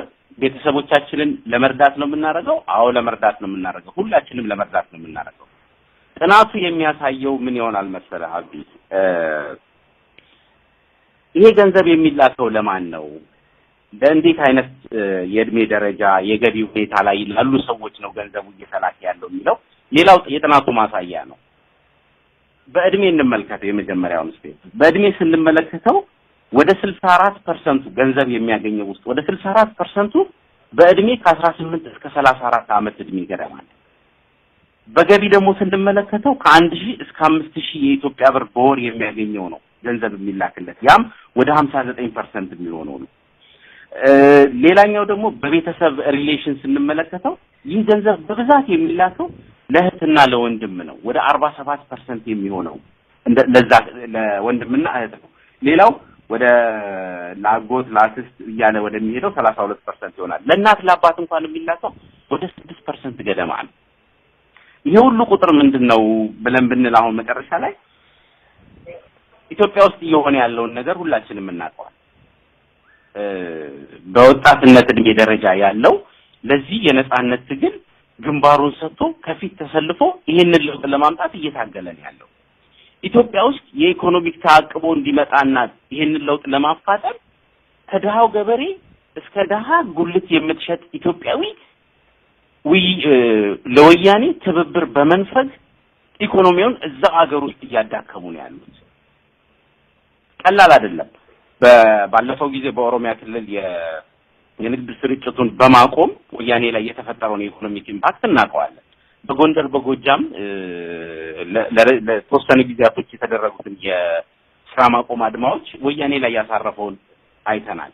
ስለዚህ ያንን በንጽጽር ስንመለከተው እኛስ በአቅማችን ምን ማድረግ አለብን ብለን ነው የምንጠይቀውና እነዚህ ቁጥሮች የሚያሳዩን ገንዘብ የምንልክላቸው ሰዎች በተወሰነ ደረጃ የተወሰነ ጊዜ መስዋዕትነትን ከፍለን ይሄንን ችግር ለአንዴና ለመጨረሻ ጊዜ ማስወገድ አማራጭ የሌለው ነገር ነው። አዎ ገንዘብ የምንልክላቸው ሰዎች ሊቸገሩ ይችላሉ ወይ? በንጽጽር ስናየው አሁን ቅድም የጠቀስኳቸው ዳታዎች የምንለው ጉዳት በጣም መጠነኛ ነው። ለተወሰነ ጊዜ ይሄንን ብር ብናቆመው በቤተሰብ ላይ የሚደርሰው ጉዳት በጣም መጠነኛ ነው። ለእድሜ ልክ ተሸክመን ካለነው ከዚህኛው አገዛዝ ጋር ማለት ነው። እና በጥቅሉ ስንመለከተው አዎ ጉዳት ሊደርስ ይችላል፣ ግን ያ ጉዳት መጠነኛ ነው። ስለዚህ ጥርሳችንን ነከስ አድርገን ለተወሰኑ ጊዜያቶች ይሄንን እርምጃ መውሰድ ካልቻለን የወያኔን እድሜ ለማራዘሙ ትልቁን አስተዋጽኦ እናበረክታለን ብዬ ነው የማስበው። የቀረ ካለ ፋሲካ ልትጨምርበት ይችላል። አቶ ፋሲካ እስኪ በዚህ በአቶ ተጓዘ ሐሳብ ላይ ተጨማሪ ሐሳብ ካሉት? እሺ፣ በዚህ ላይ ብዙ ነገር አቶ ተጓዘ ሄዶበታል። ዋናው ቁም ነገር ምንድነው? ችግር አይደርስም አይደለም። ለቤተሰቦቻችን በምንቀንስበት ጊዜ ወይ በምናቆምበት ጊዜ የለመዱትን ነገር ሊያጡት እንደሚችሉ እንገነዘባለን እና ቶታሊ ችግር አይደርስም የሚል አስተሳሰብ የለብንም። ሁልጊዜም ድርጊቶቻችን የሚያስከትሉት የአጭር ጊዜ ችግር ይኖራል። ወያኔ የረጅም ጊዜ ችግራችን ነው። ዛሬ ኢሬቻ በዓል ላይ የሆነውን አይተናል። በጣም የሚያሳዝን ሁኔታ በሀገራችን ሲፈጸም ለማየት በቅተናል። እዛ ደማቸው ከፈሰሰ በየቦታው ደማቸው ከሚፈሰው ሰዎች አኳያ የተወሰነ ጫና በስርዓቱ ላይ ለመፍጠር ለበጎ ተግባር ሲባል ቤተሰቦቻችን ዋጋ ለመክፈል እኛም እዚህ ያለነው ለህብረተሰባችን አጋር ለመሆን ዋጋ ለመክፈል ከተዘጋጀን የህሊና ዝግጅት ካደረግን ፔኑን ቀላል ያደርገዋል። በዛ ላይ ጥናቱ እንደሚያሳየው ለተወሰነ ጊዜ ችግር ለመቋቋም አቅም ላላቸው ሰዎች ነው በአብዛኛው ገንዘብ የሚላከው። ሁላችንም ከራሳችን ጋር መነጋገር አለብን፣ እውነታውን መመርመር አለብን። ሪሊ የምንልክላቸው ሰዎች ሁሉም ያ ገንዘብ ቢቀንስ ወይም ቢቆም ሪሊ ችግር ውስጥ የሚቆሙ ናቸው የሚወድቁ ናቸው ወይ ብሎ እያንዳንዱ ሰው ለማን እንደሚልክ የቤተሰቡ ሁኔታ ምን እንደሆነ ያውቀዋል። ስለዚህ በጣም ችግር ያለባቸው አቁሙን ብንላቸው አያቆሙም፣ ይሄንን እናውቃለን። ነገር ግን ለተወሰነ ጊዜ ብናቆም አማውንቱን ብንቀንስ ለምሳሌ $100 የሚልክ ሰው $60 $70 ቢያደርገው ኦር 4-5 የሚልክ 2-3 ቢያደርገው ያንን ሁኔታ ቤተሰቦች ተቋቁመው የሚያልፉበት እድል ይኖራል። ስለዚህ ያንን ታሳቢ በማድረግ እርምጃ ልንወስድ እንችላለን። በእኛ እይታ ይሄ እርምጃ ከህዝቡ ይልቅ ስርዓቱ ላይ ትልቅ ጫና ያመጣል ብለን እናምናለን። አንድ ነገር ልጨምርና ልጨርስ። አሁን በኦሮሚያም ይሁን በአማራ ክልል በተደረገው ህዝባዊ እንቢተኝነት ምክንያት ወያኔ ትልቅ የሆነ የኢኮኖሚ ጉዳት እየደረሰበት ነው። የፎሪን ዳይሬክት ኢንቨስትመንት የሚባለው የውጭ ባለሀብቶች ይዘውት የሚገቡት ገንዘብ በ70% እንደቀነሰ መረጃዎች ያሳያሉ። ለ25 ዓመት ሲዋሽ የነበረው አገሪቷ ስቴብል ነች፣ ፍትህ አለ፣ ዲሞክራሲ አለ እየተባለ ወያኔ ሲያጭበረብር የነበረው ነገር ዛሬ ብዙሃን ከሀገራቸው ተገለው በኢኮኖሚ በፖለቲካ ተገለው ትንሾች አናሳዎች ብቻ የሚኖርባት ሀገር እንደሆነችና በዚህም ምክንያት ህብረተሰቡ ስለተቆጣ በኢንቨስትመንቶች ላይ እርምጃ ስለተወሰደ ይሄ ያደናገጣቸው የውጭ ባለሀብቶች ገንዘብ ወደ ሀገር ውስጥ ማስገባት ትተዋል። ሌላው ደግሞ ስራ ካልተሰራ ኤክስፖርት ማድረግ አይቻልም፣ ቡና መላክ አይቻልም፣ ቆዳና ሌጦ መላክ አይቻልም። በዚህ ምክንያት ራሱ በዚህ አመት ወያኔ ታርጌት ካደረገው ኤክስፖርት ገቢ ውስጥ በ139 ሚሊዮን ነው ድሮፕ ያደረገው። ሰሞኑን የኢትዮጵያ አየር መንገድ በቱሪስት መጥፋት ምክንያት እየቀነሰ እንደሆነ ገቢው እየሰማን ነው። ምን ማለት ነው ይሄ? ስርዓቱ ክራይሲስ ውስጥ እየገባ ነው። ውጭ ያለ ነው በዚህ ሁኔታ ላይ ተደረበን የዚህን ስርዓት አቅም ማዳከም ካልቻልን በዋናነት የፎሪን ከረንሲ ሶርስ ሆነን የምንቀጥለው እኛ ልንሆን ነው ማለት ነው። ስለዚህ ህብረተሰቡ ላይ እየደረሰ ያለውን በደል አሁን በዚህ በአስቸኳይ አዋጅ ስም እየደረሰ ያለውን በደል፣ ግድያ፣ ጭፍጨፋ፣ አፈና ሊያስቆጣን ይገባል። ከህብረተሰቡ ጥሪ ቀርቦልናል። ይህንን ጥሪ መስማትና አጋርነታችንን ማሳየት ይኖርብናል ለማለት ነው። አመሰግናለሁ። አቶ ተጓዘ ይህንን አቶ ፋሲካ ያነሱትን ሐሳብ ጠለቅ ብለን ለማየት እንዲያስችለን ከረሚቸንሱ ወጣን በልና ቅድም እንዳልኩት ዛሬ ሀገር ቤት ብዙ እንቅስቃሴዎች ቆመዋል። ንግድ ቤቶች እየተዘጉ ያሉበት ሁኔታ ነው ያለው። ከዚህ ጋር ቅድም አቶ ፋሲካ እንዳነሱት ካሁን በፊት ኢትዮጵያ የዲሞክራሲ ሀገር ፈጣን እድገት እያስመዘገበች ያለች ብቸኛዋ የአፍሪካ ሀገር መሆኗ ስለተነገራቸው መሬትን እየተቀራመቱ ለ99 ዓመት ከመንግስት ጋር ውል ተፈራርመው በብዙ ሚሊዮን ዶላር ኢንቨስት እያደረጉ ያሉት የውጭ ባለሀብቶች አሉ። ዛሬ እነዚህ ሰዎች በድንጋጤ ሀገሪቷን ጥለው እየወጡ ነው ያሉትና በዚህ ላይ መንግስት ያወጀው የአስቸኳይ ጊዜ አዋጅ የነበሩትም ሆነ ካሁን በኋላ ሀገሪቷ ላይ ኢንቨስት ለማድረግ እያሰቡ ያሉትን ባለሀብቶችን ተስፋ ሊያስቆርጥ ይችላል። እስኪ በዚህ የአስቸኳይ ጊዜ አዋጅ ወቅት መንግስት ላይ የሚደርሱ የኢኮኖሚ ተጽዕኖዎች ምን ምን ናቸው? አሁን ፋሲካ በተወሰነ መንገድ የሄደባቸው የፎሪን ዳይሬክት ኢንቨስትመንቶቹ ግንባር ቀደምትነት ይይዛሉ። በአሁን ሰዓት የተወሰኑት እስከጭራሹ ካፒታላቸውን ጠቅልለው እየወጡ ናቸው። ሌሎቹ ያንን አራያ ተከትለው እንዳይወጡ ነው ወያኔ እየፈራ ያለው እና የፎሪን ዳይሬክት ኢንቨስትመንቱ እሱ ያበቃለት ነው። ከዚህ በኋላም ኢንቨስት የሚያደርግ እዛ ሀገር ላይ ይኖራል ብለን አንገምትም። አንደኛው ኢፌክት እሱ ነው። ሌላኛው ራሱን በራሱ ወያኔ እየጠለፈበት ያለው መንገድ አንድ ራሱ መገለጫ ነው። ትላንትና በወጣው ዜና ተመልክታችሁ እንደሆነ አላውቅም። ኢንተርኔትን በመዝጋት በማጥፋት ብቻ ራሱ ላይ ኪሳራ እያመጣል። ቀላል የሚባል ኪሳራ አይደለም። ትላንት የወጣው ዜና ወደ 9 ሚሊዮን ዶላር ገደማ ሉዝ እንዳደረገ አንብበናል፣ ሰምተናል። ይሄ ራሱ ያ ተጽዕኖ የፈጠረበት ያ ጫና የፈጠረበት ግዴታ ነውና ራሱን በዚህ መልኩ ያጠፋል። ሌላኛው ኢቭን የአስቸኳይ ጊዜ አዋጁ ወጥቶ አሁን በጎንደር በባህር ዳር የሥራ ማቆም አድማ ተደርጓል። ምን ማለት ነው ያ የሥራ ማቆም አድማ? ወያኔ በእለቱ ወይም በዛ ጊዜ ውስጥ ሲገበያዩ ያገኝ የነበረውን ታክስ አገር አትገኘም ማለት ነው፣ አጥቷል ማለት ነው። ስለዚህ እነዚህ ሁሉ ነገሮች ሲደራረቡበት ወያኔ ኢኮኖሚካሊ ኃይለኛ ክራይሲስ ውስጥ ነው ያለው። በዛው መጠን ደግሞ የተገኘችዋንም ያለችዋንም ፎሪን ከረንሲ የሚዘርፍና የሚያሸሽም ደግሞ ራሱን የቻለ ኢምፓክት አለ። አሁን ገቢዎች እየቀነሱ ነው፣ ፎሪን ከረንሲ እየቀነሰበት ነው ያለው። አንድ ጥናት ከስቴት ዲፓርትመንት የተገኘ ጥናት ይላል የናሽናል ሪዘርቭ ወደ 2.8 ቢሊዮን ብቻ ነው ያለው። ኢቭን ከ3 ወር በታች ለሆነ እንደውም ውስጥ ታዋቂ ምንጮች እንደሚሉት ከዛም በታች ነው ያለው። ናሽናል ሪዘርቭ በዛን ያህል ከደከመ አሁን የምንላቸው ገቢዎች እየቀነሱ ካሉ የመጨረሻው አማራጩ ወያኔ እኛ ብቻ ነን። እኛ የምንልከው ገንዘብ፣ እኛ የምንልከው ዶላር፣ እኛ የምንልከው ዩሮ ብቻ ነው መሰረታዊ ገቢው የሚሆነው ማለት ነው። ያ በተወሰነ ደረጃ ወያኔን እድሜውን ሊያራዝምለት የሚችለው ከመሳሪያው ሌላ እኛ የምንልከው ገንዘብ ብቻ ነው ማለት ነው። ስለዚህ ይሄ ራሱ ላይ የፈጠረው ራሱ ያወጀው የአስቸኳይ ጊዜ አዋጅ ራሱን እንደገና ጠልፎ የሚጥለው ሌላኛው ኢምፕሊኬሽን ነውና ህብረተሰቡ አንድም ጥያቄ መጠየቅ ያለበት በወታደራዊ አገዛዝ ስር ላለ መንግስት ገንዘቤን መላክ አለብኝ ወይ? ምንስ ሊያረግበት ነው? ወታደራዊ መንግስት ገንዘብ ዶላር ሲያገኝ ነው ሊያፍንበት፣ ሊገልበት፣ ሊያስርበት።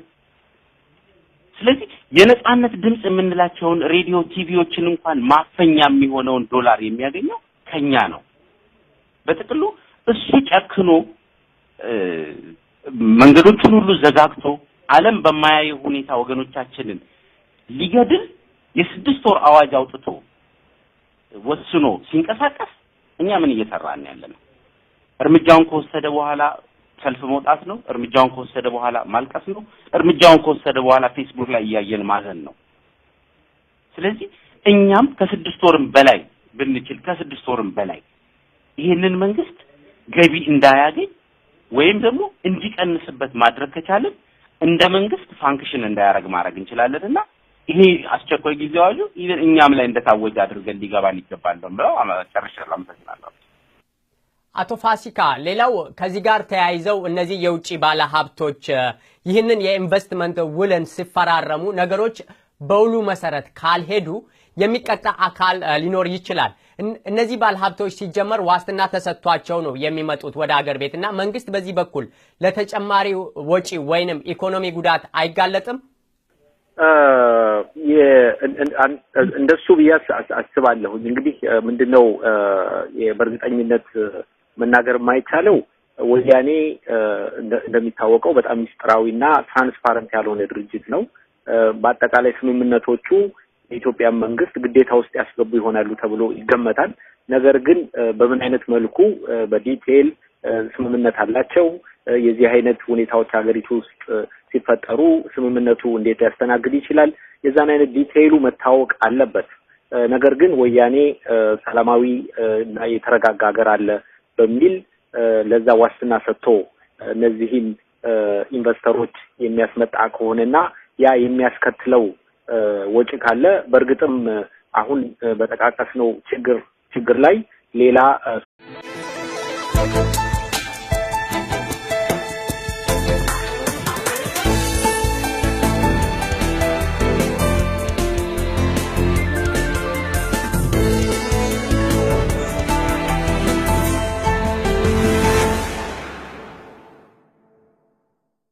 ሰላም ጤና ይስጥልን ተመልካቾቻችን፣ ይህ የምትከታተሉት በኦኤምኤን ተዘጋጅቶ የሚቀርብላችሁ የአማርኛ ፕሮግራም ነው።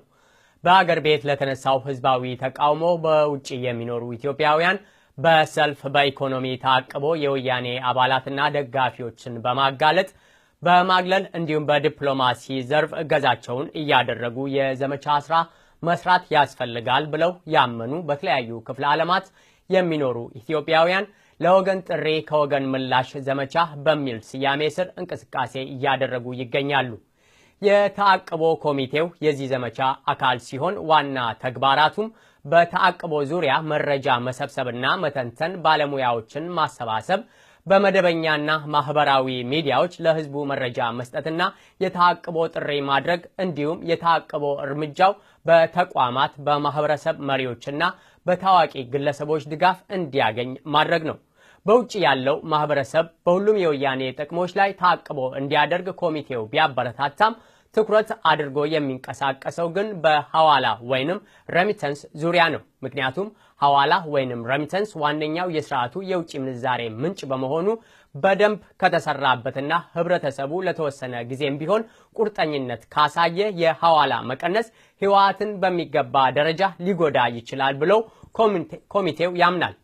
ዛሬ የዚህ ለወገን ጥሪ ከወገን ምላሽ ዘመቻ ታቅቦ ኮሚቴ አስተባባሪ ከሆኑት ውስጥ ሁለት ግለሰቦችን ከዋሽንግተን ዲሲ ጋብዘን በስልክ መስመራችን ላይ ይገኛሉ። ሁለቱም እንግዶቼ የፋይናንስና አካውንቲንግ ባለሙያ ናቸው። አቶ ፋሲካ ጌታነህና አቶ ተጓዘ ብርሃኑ ይባላሉ።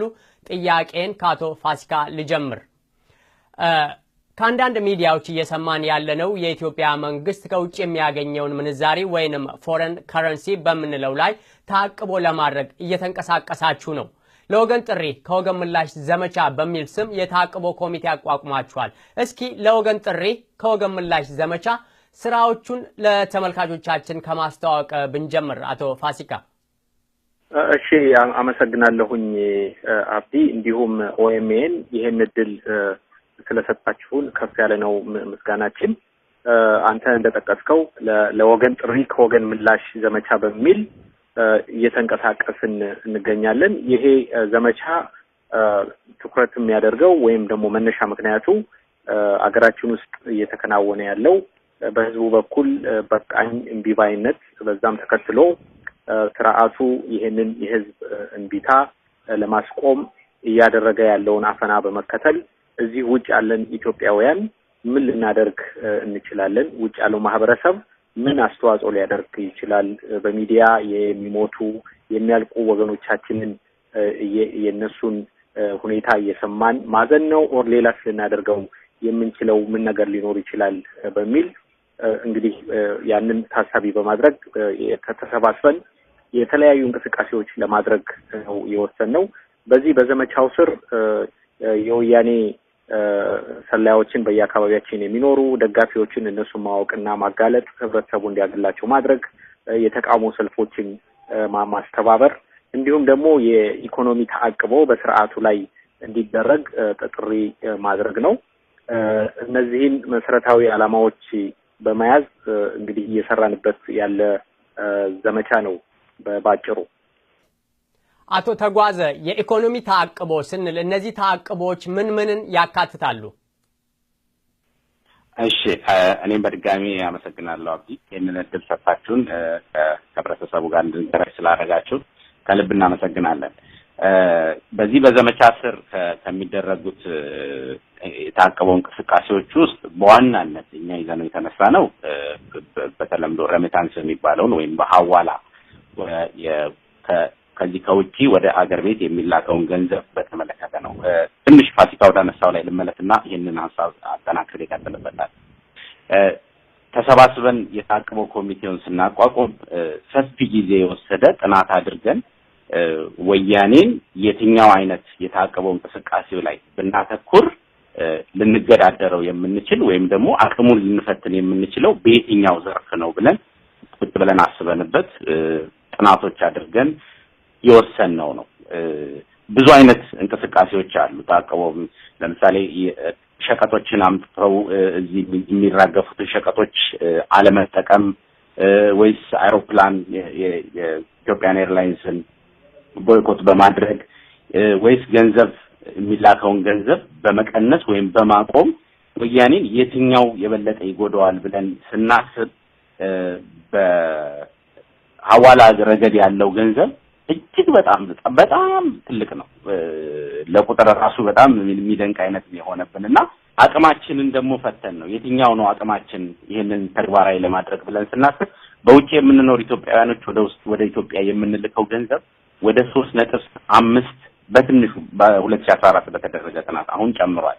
3.5 ቢሊዮን ዶላር ገደማ ወደ ኢትዮጵያ እየተላከ ነው ያለውና እሱን ማቆም ወይም መቀነስ ብንችል የበለጠ ጉዳት ማድረስ እንችላለን፣ ወያኔንም አቅሙን መፈተንና መፈታተን እንችላለን የሚለው ላይ ነው የደረስነውና ዋናው ፎከስ አድርገን ሐሳባችን የተበታተነ ሆኖ ሁሉንም አይነት ታቅቦች መሞከር ሳይሆን ፎከስ አድርገን በቅድሚያ የምንሰጠው በሐዋላ ላይ ነውና ሐዋላን እንዴት አድርገን ነው ይሄን ዘመቻ የምናንቀሳቀሰው።